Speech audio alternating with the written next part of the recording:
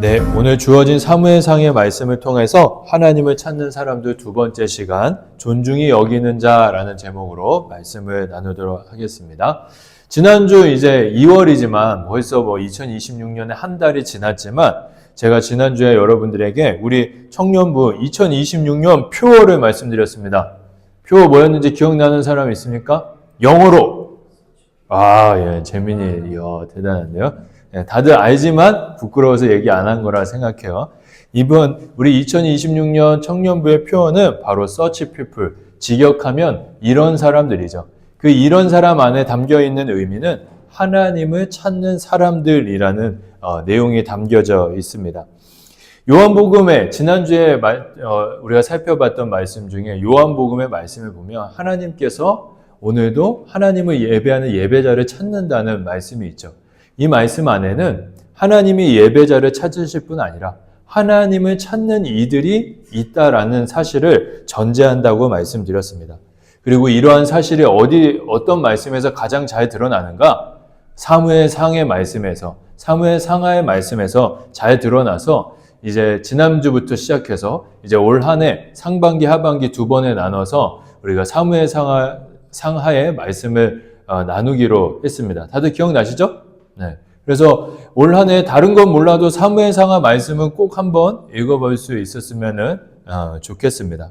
그리고 이 사무엘상하의 말씀을 나눌 때 무미건조한 마음으로 이 말씀을 받는 것이 아니라 기쁨으로 받아서 우리 청년들 모두가 정말 하나님을 진실하게 예배하는 하나님을 찾는 사람들로 성장하고 또 성숙하게 되기를 예수님의 이름으로 축복합니다. 그런 의미에서 우리 옆에 있는 친구에게 동생들에게 이렇게 얘기해 주세요. 우리 하나님을 예배하자 이렇게 얘기해 주세요. 시작. 네, 나보지 말고 서로 하라고요. 서로. 부끄러워요. 하나님을 예배하는 올 한 해 예배자로 성장하는 우리가 되길 원합니다. 지난주에 우리가 사무엘상 1장을 살펴봤는데 한 가정을 살펴봤었죠. 누구의 가정이었습니까? 엘가나와 한나의 가정을 우리 살펴봤습니다. 여러분, 이 엘가나의 가정은 어떤 가정이었는지 기억납니까? 이 엘가나의 가정은 생각보다 하나님을 경외하는 믿음의 가정이었어요. 엘가나는 자원하는 마음으로 1년에 한 번씩 하나님을 예배하기 위해서 실로를 찾았던 그런 믿음을 갖고 있었던 사람이죠. 이 가정은 여러 가지 문제들, 복잡한 문제들이 있었지만 결론적으로 보면은 진실하게 하나님을 믿었던 가정이라고 할 수 있습니다. 이제 내일부터 이제 명절이 시작되는데 우리 청년들의 가정이 정말 믿음의 가정이 되기를 축복합니다. 특히 우리 부모님이 믿는 우리 청년들도 있지만 그렇지 않은 청년들도 있는데 온 가족이 하나님을 믿게 되길 바라고 또 우리 여러분들도 언젠가는 가정을 이룰 거 아니에요? 결혼을 하게 될 텐데 여러분들이 이룰 가정도 하나님을 경외하는 그런 가정이 되기를 기도하고 또 축복합니다. 여지했던 이 엘가나의 가정은 하나님을 이제 경외했던 가정입니다. 그리고 엘가나의 부인이었던 한나도 하나님을 경외했던 사람이었는데 한나가 하나님을 찾았는데 어떤 계기로 하나님을 찾았습니까? 그녀에게 하나님께서 허락하신 고통인 불임이라는 그 고통을 통하여서 이 한나는 하나님을 찾았죠. 그때 이 한나가 하나님 앞에 아들을 주시기를 간절히 기도했습니다. 그러면서 그녀가 하나님 앞에 서원했던 것이 있는데 하나님께서 아들을 주시면 내 아들을 하나님께 다시 드리겠습니다 라고 이렇게 서원하는 기도를 했습니다. 근데 참 감사한 것은 하나님께서 이 한나를 긍휼히 여기셔서 한나에게 아들을 주셨는데 그 아들의 이름이 뭡니까? 사무엘입니다. 사무엘. 이제 하나님께서 한나를 불쌍히 여기셔서 아들을 선물로 주신 것이죠. 자, 여기서 중요한 사실이 한 가지 있습니다. 자, 한나가 하나님께 아들을 구해서 하나님께서 사무엘이라는 아들을 한나에게 줬어요. 그럼 이제 한나가 해야 될 게 뭐죠?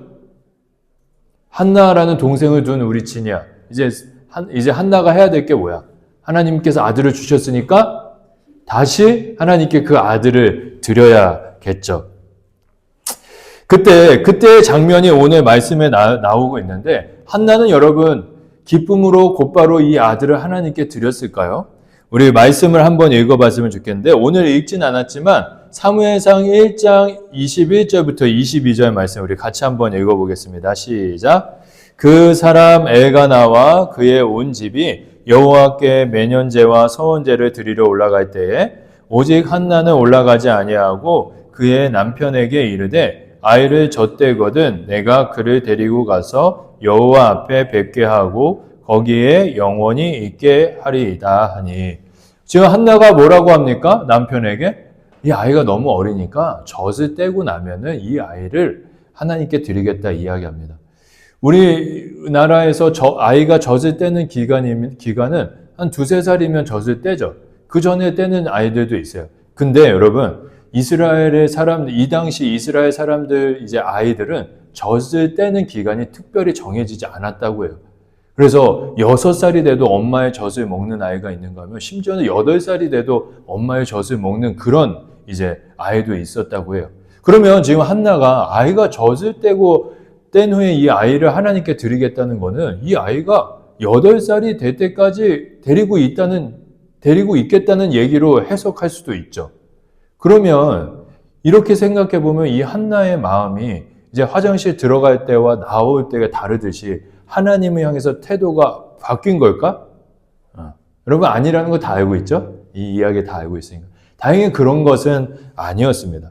적절한 때가 되니까 한나는 하나님 앞에 이 아이를 사무엘이라는 아들을 하나님께 드리게 됩니다.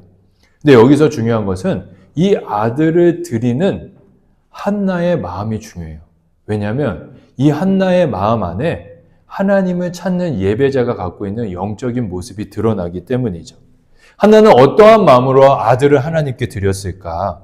사무엘상의 말씀인데요. 우리 이 말씀도 같이 한번 읽어보겠습니다. 시작. 이 아이를 위하여 내가 기도하였더니 구하여 기도한 말을 여호와께서 내게 허락하신지라. 그러므로 나도 그를 여호와께 드리되 그의 평생을 여호와께 거기서 여호와께 경배하니라. 여기 보면 한나가 이야기하죠. 내가 기도해서 하나님이 아들을 주셨으니까 내가 이 아들을 하나님께 드리겠다라고 이야기합니다. 자, 여러분 생각해 보세요. 하나님이 주셨으니까 그러므로 내가 하나님께 드리겠다. 이 말 안에 한나의 마음이 어떤 마음이 담겨 있는 걸까요? 하나님께서 나에게 주셨으니까 give and take, 내가 받은 게 있으니까 하나님께 드려야 되는 그런 딱딱한 마음, 또 굳어진 마음, 혹은 어쩔 수 없이 드리는 그런 마음으로 이 한나가 아들을 드렸을까요? 그렇지 않습니다. 한나는 아들을 드리는데 여러분 아주 큰 기쁨으로 드렸어요. 오늘 읽지는 않았지만 사무엘상 2장에 보면 한나가 하나님께 아들을 드릴 수 있어서 내가 너무 기쁘다고 고백을 합니다. 한나는 아들을 드리되 기쁜 마음으로 드린 것이죠. 그런데 여러분 여기서 중요한 것이 있어요. 여러분 지금 한나가 아들을 드린다고 했을 때 그냥 하나님께 아들을 보내는 게 아니라 여러분 엘리의 집안에 사무엘을 아들을 입양 보내는 거예요. 여러분 사랑하는 아들을 누군가에게 입양 보내는 게 쉬운 일입니까? 어려운 일입니까? 너무너무 어려운 일이에요. 그런데 이 한나는 이 어려운 일을 굉장히 기쁜 마음으로 하고 있어요. 여러분 이 한나로 하여금 이러한 기쁨의 마음을 가지게 한 것이 무엇일까? 그게 여러분 참 중요합니다. 단순히 한나가 기쁨의 마음으로 드렸다 그게 중요한 게 아니라 그 기쁨이 어디서부터 왔냐라는 것이죠. 오늘 그 기쁨의 근원이 어떻게 드러나냐면 오늘 말씀에 이 흰 글씨 표현 그러므로라는 이 표현에 주목해서 보면은 한나의 그 기쁨의 근원을 알 수가 있어요. 우리 다시 한번 이 그러므로를 중심으로 해서 앞뒤의 내용을 우리가 생각해 보면서 다시 한번 이 말씀을 읽어보도록 하겠습니다. 시작. 내가 기도하였더니 내가 구하여 기도한 바를 여호와께서 내게 허락하신지라. 그러므로 나도 그를 여호와께 드리되 그의 평생을 여호와께 드리나이다. 여러분 그러므로 앞에 뭐라고 되어 있습니까? 내가 기도하였더니 하나님이 나의 기도를 드셔서 나에게 아들을 주셨다라고 되어 있어요. 이게 무슨 의미냐면 하나님이 나를 생각하셨고 하나님께서 나의 인생을 돌아보셨고 하나님께서 나의 기도를 들으셨다. 나의 기도를 들으신 하나님, 그분은 너무너무 좋으신 분이시다. 그분은 나를 향해서 한결같은 사랑을 갖고 계신 신실한 하나님이다라는 의미가 담겨 있어요. 이렇게 한나는 하나님이 신실하신 분, 참 좋은 분이라는 것을 이야기한 후에 그러므로 내가 내 아들을 하나님께 드린다라고 이야기하고 있는 것이죠. 전체적으로 보면 이 의미가 무엇입니까? 여러분, 한나는 하나님께서 자신에게 신실하셨기 때문에 그 하나님의 한결같은 사랑에 감동되어서 기쁨으로 아들을 드릴 수 있었던 거예요. 한나는 하나님이 나에게 신실하셨으니까 나도 하나님 앞에 신실한 모습으로 살아가야겠다라는 그런 마음으로 아들을 드렸다라는 것이죠. 이러한 한나의 마음, 하나님이 나에게 신실하시기 때문에 나도 하나님께 신실해야겠다. 내가 그 마음을 배신하지 않아야겠다라는 이 마음이 바로 여러분 하나님을 찾는 예배자가 갖고 있는 아름다운 마음인 것입니다. 여러분, 하나님을 찾는 예배자는 하나님께서 우리의 인생에 신실하시듯이 나도 하나님 앞에 한결같은 모습으로 살아가기 위해서 어떤 순간에도 하나님을 찾는 사람들이라는 것이죠. 하나님을 찾는 사람들은 먼저 오늘의 말씀의 한나와 같이 하나님께서 내 인생 가운데 어떤 일을 행하셨는지 기억합니다. 그리고 기억함과 함께 하나님께서는 앞으로도 내 인생을 아주 좋은 길로 인도하실 것을 신뢰하죠. 그 하나님이 나의 하나님이기 때문에 하나님을 찾는 사람들은 내 상황이 좋든 나쁘든 하나님을 위해서 살아가기를 애쓰게 됩니다. 하나님 앞에 한결같은 모습으로 살아가려고 애쓴다는 것이죠. 여러분은 하나님 앞에 신실한 사람들입니까? 한번 생각해 봤으면 좋겠어요. 이 시간 우리들 마음 가운데 여러분 한나에게 하나님께서 아들을 주셨듯이 하나님께서 우리의 인생 가운데 신실하게 베푸신 은혜를 한번 떠올려 보세요. 한번 떠올려 봤으면 좋겠어요. 여러분이 태어날 때부터 지금까지 살아오는 순간까지 하나님께서 여러분들에게 주신 특별한 은혜들을 한번 생각해 보시기 바라요. 우리 재민이는 태어나자마자 심장이 아팠는데 건강하게 이렇게 지금 잘 지내고 있잖아요. 그런 은혜와 같이 여러분 우리의 인생을 붙드시는 하나님의 은혜를 한번 쭉 생각해 보시기 바랍니다. 자, 생각해 보면은 우리는 부인할 수가 없어요. 뭘 부인할 수가 없는가? 내 인생에 하나님께서 항상 한결같은 사랑으로 함께 하셨다는 것을, 하나님이 신실한 분이라는 것을 우리가 부인할 수가 없어요. 그리고 그 신실하신 하나님을 우리 마음 가운데 떠올리면 우리 마음에 어떤 변화가 일어납니까? 아, 내가 하나님을 향해서 등 돌릴 수 없지. 하나님을 위해서 살아가야 되지. 하나님이 내 인생에 신실하셨듯이 나도 하나님께 신실해야지 라는 마음이 듭니다. 여러분, 한나가 그런 마음으로 아들을 하나님께 드린 것이에요. 그리고 하나님을 찾았던 모든 예배자들은 그러한 마음으로 하나님을 찾았던 것입니다. 하나님이 내 인생에 신실하시기에 나도 하나님 앞에 신실해야 된다 라는 그런 마음으로 하나님을 찾았던 것이죠. 그런데 여러분, 혹시 여러분들 마음 가운데 하나님께서 베푸신 그 은혜가 너무 옛날 일이고 그래서 별로 감동이 없거나 뭐 딱히 생각나는 게 없는 그런 친구들도 있을 거라 생각해요. 만약에 여러분 마음 가운데 하나님의 은혜에 대한 감동도 없고 생각나는 것도 없다면은 여러분 이 시간 우리들 마음 가운데 예수님의 십자가를 한번 떠올려 볼 수 있었으면 좋겠어요. 왜 예수님의 십자가를 떠올려야 하냐? 그 이유는 우리의 인생 가운데 신실한 하나님의 그 사랑과 은혜의 온전한 증거가 바로 십자가이기 때문입니다. 하나님이 우리를 사랑하시는데 끝까지 사랑하신다는 그 증거가 바로 십자가이기 때문이죠. 여러분, 하나님께서는 우리를 사랑하셔서 사랑하시는데 아들을 내어주시기까지 사랑하셨고, 예수님은 우리를 사랑하시는데 생명을 내어주시기까지 사랑하셨습니다. 그리고 뿐만 아니라 그 사랑으로 오늘도 여러분들을 변함없이 사랑하고 계세요. 이 사랑을 떠올리면 우리 마음 가운데 어떤 일이 일어납니까? 우리 어떤 마음이 일어나요? 예수님이 나를 항상 사랑하시듯이 나도 예수님 한 분만을 사랑하며 살아가야겠다. 신실하게 살아가야겠다는 그런 믿음의 열정이 타오르게 됩니다. 십자가를 봐도 타오르지 않아요? 회개하세요. 농담이에요, 여러분.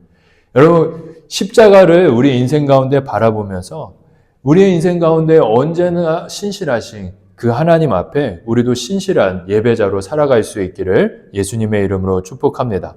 이어지는 내용을 보면 새로운 인물들이 등장합니다. 이제 사무엘이 등장하는데 사무엘이 이어지는 사무엘상 2장의 중심 인물이라기보다는 이 사무엘과 함께 등장하는 또 다른 인물들이 있어요. 누구냐면 그 당시 제사장이었던 엘리와 엘리의 두 아들이었던 홈니와 비느하스입니다.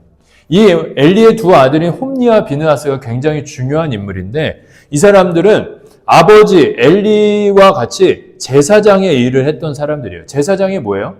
오늘날로 치면 목사님 같은 존재들이죠. 하나님을 예배하는 일을 준비하고 예배하는 일을 진행했던 사람들이 제사장이었어요.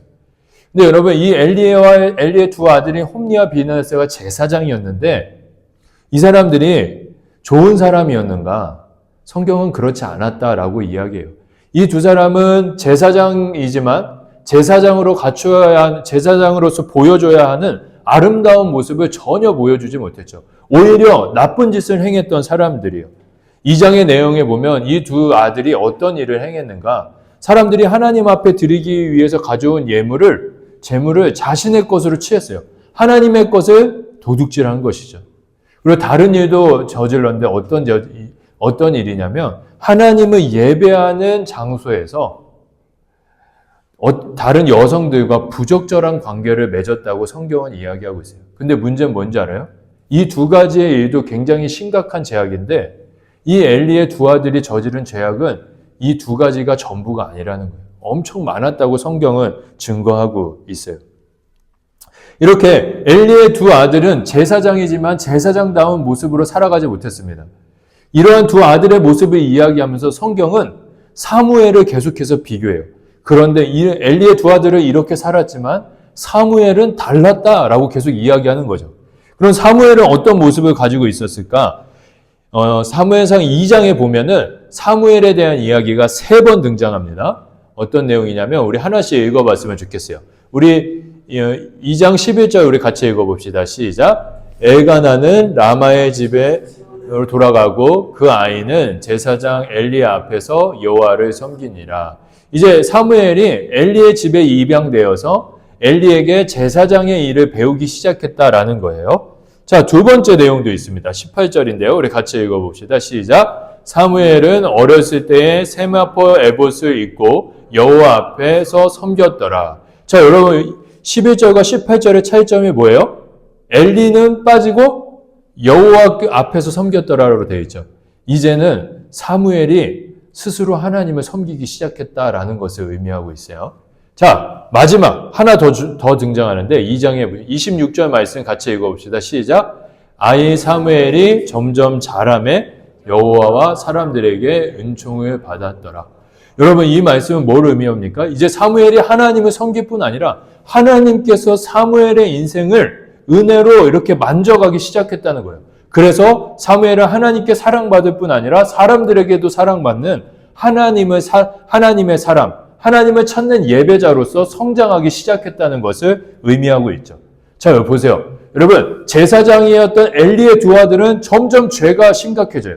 근데 제사장이 아니라 그냥 평범한 아이였던 사무엘은 날이 갈수록 하나님의 은혜 안에 잠겨서서 살아가게 됩니다.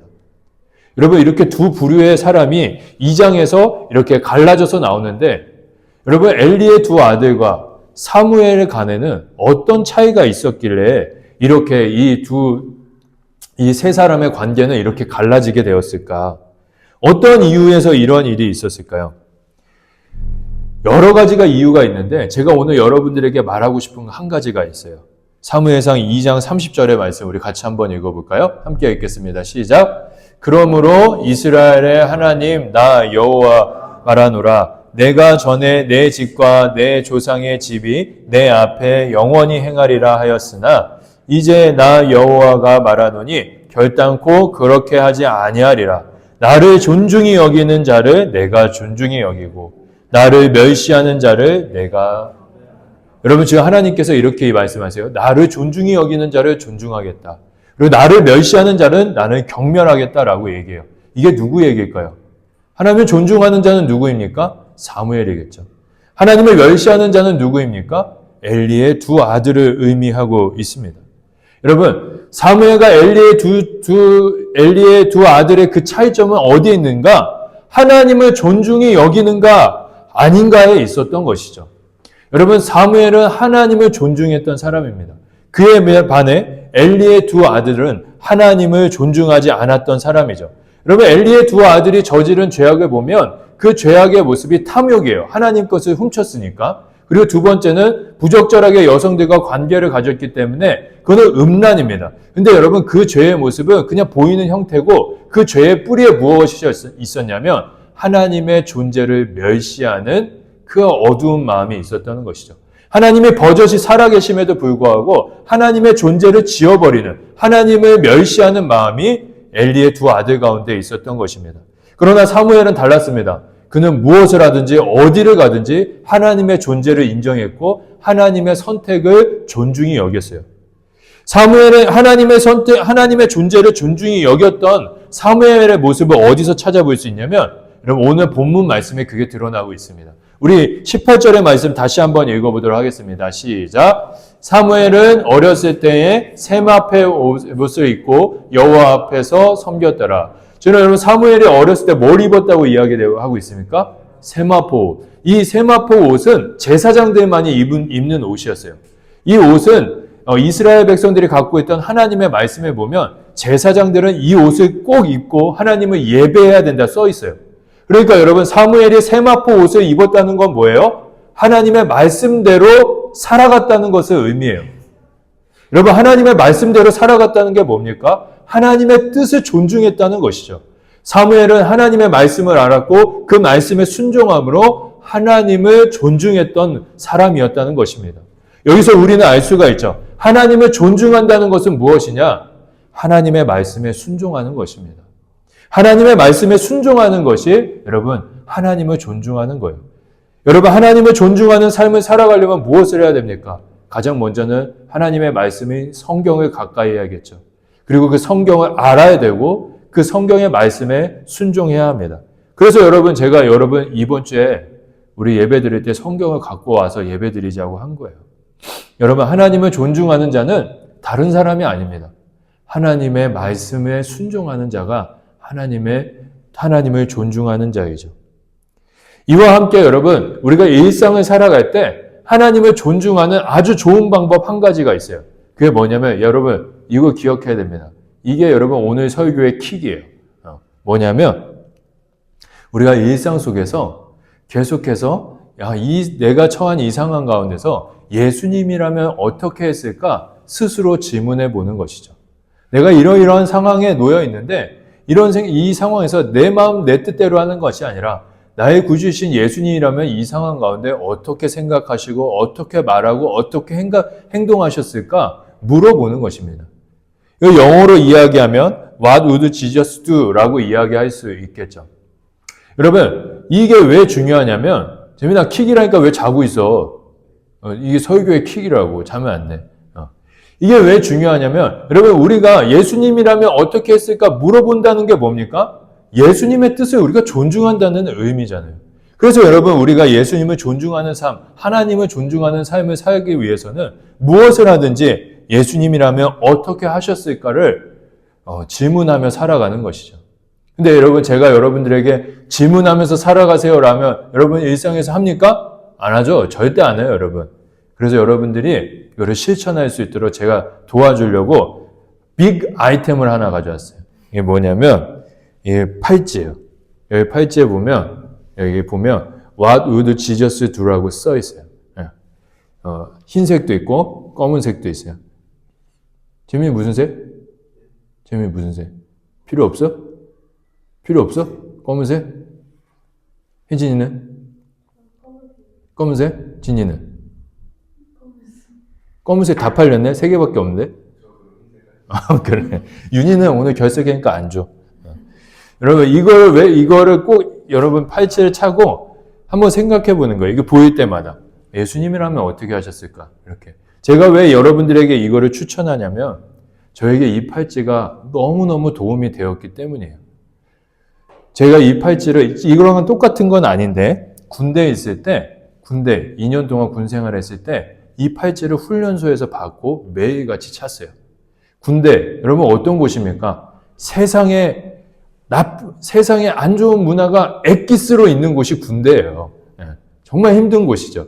그때 제 나름대로 그리스도인으로 살아가기 위해서 저는 2년 동안 이 팔찌를 계속 차고 있었어요. 그리고 군대 전역하고 1년 뒤에도 이 팔찌를 계속 찼어요. 왜냐하면 군대에 있으면 또 세상에 나왔을 때 하나님의 뜻보다 내 마음대로 하고 싶은 때가 많을 수도 있다는 그런 위기감을 느꼈기 때문이에요. 그리고 세상의 문화에 휩쓸릴 수도 있다는 위기감을 제가 느껴서 이 팔찌를 차서라도 내가 예수님이라면 어떻게 하셨을까를 생각해 보고 그리스도인답게 살아야겠다라고 제 나름대로 결단하고 지켰던 것이죠. 그래서 제가 2년 동안 이 팔찌를 차고 다니면서 고친 게 있어요. 뭘 고쳤는지 알아요? 뭘 고쳤게요? 저도 여러분 나이 때 이 입에 욕을 달고 살았던 사람이에요. 뭐만 하면 말하기 그렇지. 뭐만 하면 뭐 이렇게 안 좋은 이야기하고 비읍시옷은 달고 살았고 그랬던 사람인데 이 팔찌를 차고 2년 동안 욕하는 거를 고치려고 정말 노력했어요. 근데 정말 기적적으로 군대 전역하고 제 언어가 바뀌었어요. 제 입에서 나오는 말들이 바뀌기 시작했어요. 그런 변화가 어디서부터 왔는가? 예수님이라면 어떻게 생각하셨을까? 하나님의 뜻을 존중하는 그 마음으로부터 왔죠. 그러면 하나님을 찾는 예배자는 그런 사람들입니다. 이곳에서 주일날 예배 자리를 지키는 것도 하나님을 찾는 예배자이지만 일상 속에서 하나님이라면 어떻게 하셨을까? 예수님이라면 어떻게 하셨을까를 끊임없이 질문하고 그 질문에서 오는 답을 따라서 살아가는 사람이 바로 하나님을 찾는 예배자이고 하나님이 찾으시는 예배자인 것입니다. 여러분, 새로운 한 주 또 이게 여러분들에게 얼마나 유통기한이 될지 모르겠어요. 하루만 차고 이제 씻고 나서 화장실 휴지통에 있을지 모르겠지만 3,000원이에요, 여러분. 3,000원. 소중하게 생각하고 검은색 차는 게 좋겠네. 때가 안 타니까. 흰색을 했는데 때가 타면은 얘기해 주세요. 내가 하나 더 사줄게. 어쨌든 우리 이번 한 주뿐 아니라 올 한 해 어느 때보다 예수님이라면 어떻게 하셨을까를 마음 가운데 떠올려보고 하나님을 찾는 예배자로 살아가는 우리 청년들이 되기를 예수님의 이름으로 축복합니다.